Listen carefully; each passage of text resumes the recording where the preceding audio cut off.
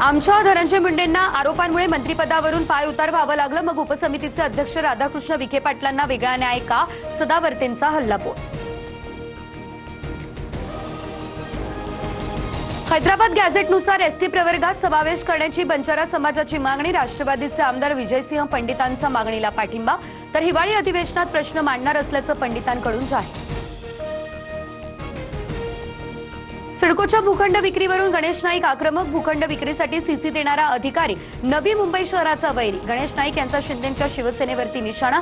संबंधित प्रकरणातील सर्व लेखाजोखा नाईक मुख्यमंत्र्यांना देणार. विधान परिषदेच्या विरोधी पक्षनेते पदासाठी आता काँग्रेस नेत्यांची मातोश्री निवासस्थानी मोर्चे बांधणी. काँग्रेस नेत्यांनी घेतली उद्धव ठाकरे यांची भेट. विरोधी पक्षनेते पदासाठी सतेज पाटील यांच्या नावाची चर्चा.